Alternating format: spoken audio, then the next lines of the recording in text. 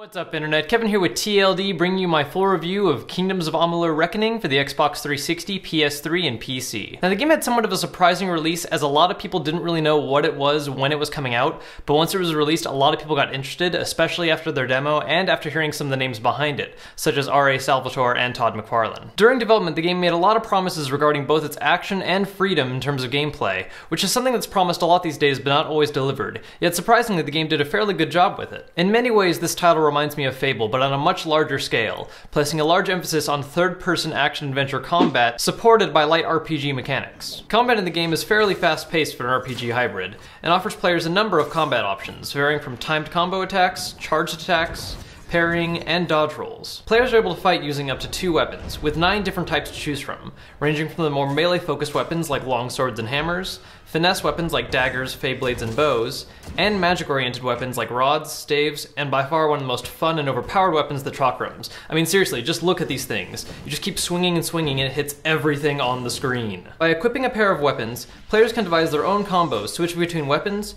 as well as making use of a number of different unlockable abilities gained through character customization, such as throwing daggers, a whip chain, creating small earthquakes, or using a number of different magic spells. These elements make combat surprisingly deep for an action RPG hybrid, and is one of the game's main shining points. Character customization is another one of the game's big strengths, in that it rewards players for playing a variety of different roles, whether you want to focus on just one style of combat, or if you want to play more of a jack-of-all-trades type, dabbling in all the different styles that the game has to offer. As players level, they gain talent points, which can be invested in 3 different trees: might, finesse, and sorcery. And through these trees, they unlock a number of passive bonuses as well as new activatable abilities. What really makes character customization addictive, though, is the destiny concept. Rather than having players pick a class that predetermines their abilities, players are able to unlock class titles called destinies by investing so many points in different trees.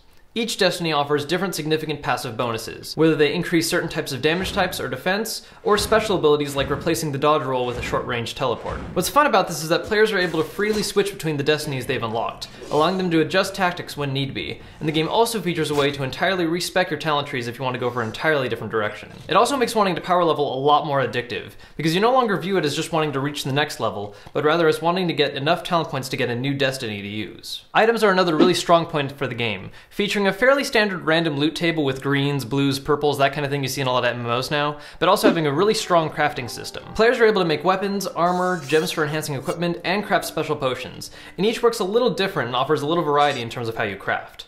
Whether it's assembling a new weapon by picking different minor components, learning new potion recipes by blindly mixing reagents that you find, or creating gems by fusing any 2 together. The game's core mechanics are completely solid and keep players very entertained, which is a good thing because honestly I feel like the game is just a little bit lacking in some of the other areas. The world in which Reckoning takes place is really beautiful, with a number of different lush environments that each have their own flavor and sense of beauty. The problem is, the world also feels in many ways a bit empty, and reminds me a lot of playing in an MMO-style world without other players. NPCs for the most part just stand around giving you quests, and aside from the main storyline or special factions, most side quests are very short, fast, and fairly bland. Outside of a few important supporting characters, none of the people you meet ever really seem to stand out or come alive. To be honest, a lot of the game's backstory and setting info feels as though it sounds incredibly good on paper, but the execution for the game itself just was not entirely there. The main questline and factions do provide a bit more substance, but many of the factions feel a little short, and while the game does offer player decisions, none of them ever feel too gigantic or impactful,